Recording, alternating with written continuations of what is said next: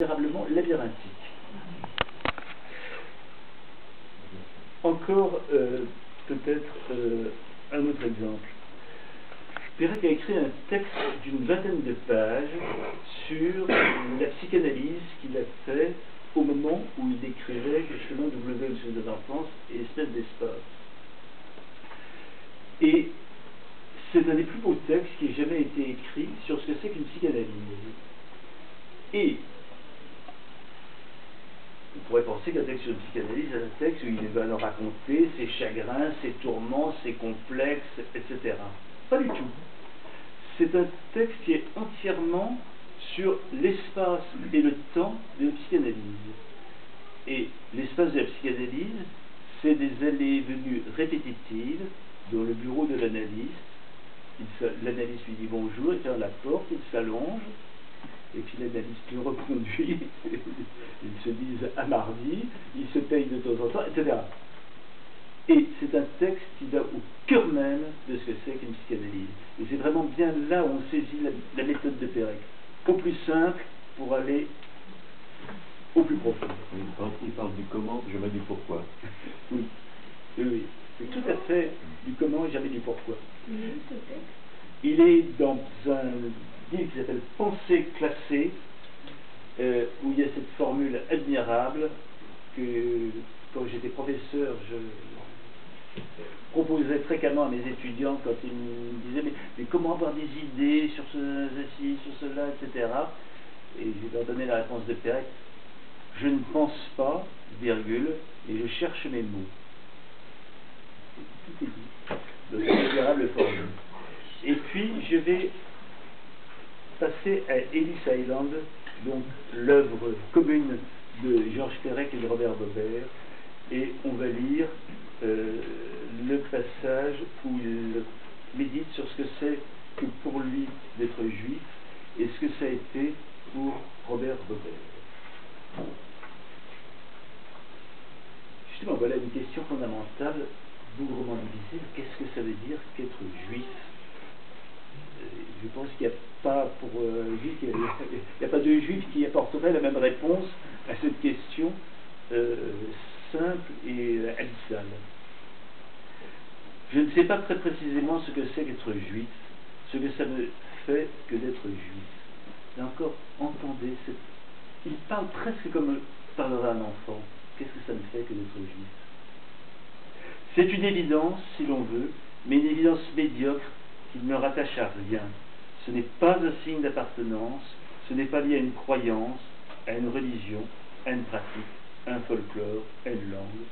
Ce serait plutôt un silence, une absence, une question, une mise en question, un flottement, une inquiétude. Une certitude inquiète, derrière laquelle se profile une autre certitude, abstraite, lourde, insupportable, celle d'avoir été désigné comme juif, et parce que juif victime, et de ne voir la vie qu'au hasard et à l'exil. J'aurais pu naître comme des cousins proches ou lointains à Haïfa, à Baltimore, à Vancouver. J'aurais pu être argentin, australien, anglais ou suédois.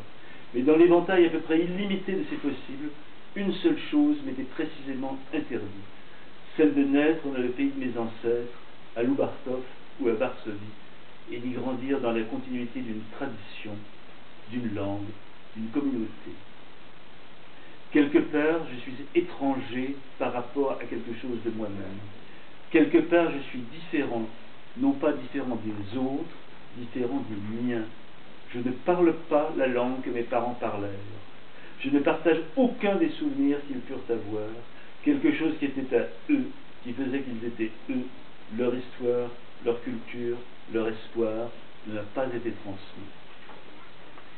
Je n'ai pas le sentiment d'avoir oublié, mais celui de n'avoir jamais pu apprendre. C'est en cela que la démarche est différente de celle de Robert Bobert. Être juif, pour lui, c'est continuer à s'insérer dans une tradition, une langue, une culture, une communauté, que ni les siècles de la diaspora, ni le génocide systématique de la solution finale n'ont réussi à définitivement broyer. Être juif, pour lui, c'est avoir reçu pour le transmettre à son tour tout un ensemble de coutumes, de manières de manger, de danser, de chanter, d'aimer, des goûts, des habitudes. Et c'est surtout avoir le sentiment de partager ses gestes et ses rites avec d'autres, au-delà des frontières et des nationalités, partager ces choses devenues racines, tout en sachant à chaque instant qu'elles sont en même temps fragiles et essentielles, menacées par le temps et par les hommes. Fragments d'oubli et de mémoire, gestes que l'on retrouve sans les avoir jamais vraiment appris, mots qui reviennent, souvenirs de berceuse. Photographies précieusement conservées, signes d'appartenance sur lesquels se fonde son enracinement de l'histoire, sur lesquels se forge son identité, c'est-à-dire ce qui fait qu'il est à la fois lui et identique à l'autre. De loin, vous voyez que cela se présente comme des versets. Et chose étonnante, la première rédaction de ce texte est une rédaction en prose compacte, en gros paragraphes bien serrés. Et c'est très étonnant de voir qu'en ne transformant rien, il a transformé son texte en une sorte de poème. Peut-être que tu voudrais ajouter... Oui, il y a un texte que je trouve... c'est la plus belle dictée qu'on puisse imaginer.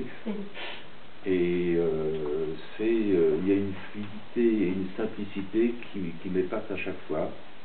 Je ne sais pas comment il a fait. Voilà. Il y a des textes comme ça qui ont des mystères. On ne sait pas comment c'est fait, mais c'est fait, c'est formidable. Parcourir le monde, le sillonner en tous sens. Ce ne sera jamais qu'en connaître quelques arts, quelques arpents.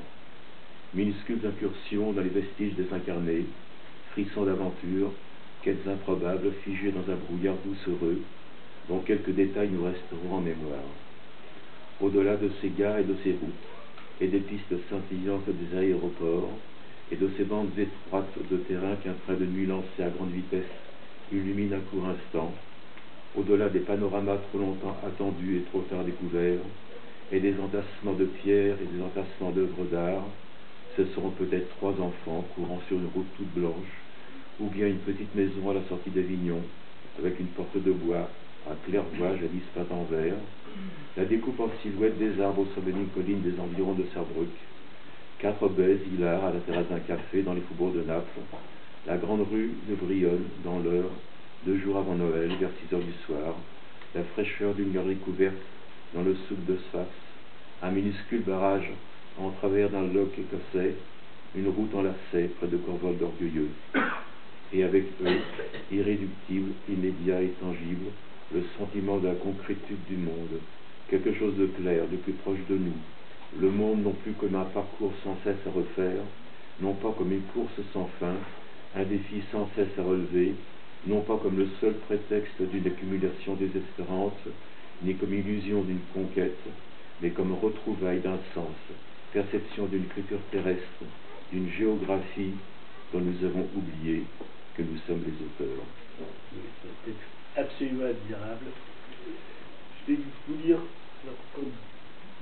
un texte qui est fondamental, qui est un texte de passage du W, qu'il écrit après qu'il a écrit un bref texte sur son père, un bref texte sur sa mère, où il rassemble tous les renseignements possibles qu'il a sur son père et sur sa mère. Alors il écrit un premier texte, et puis après ça il met des tas de notes de bas de page à la suite, pour montrer qu'en réalité, très souvent, il s'est trompé dans ses souvenirs, ou que telle ou telle indication était parfaitement fausse, que pendant longtemps, il n'a pas su l'orthographe exacte du nom de sa mère, des choses comme ça.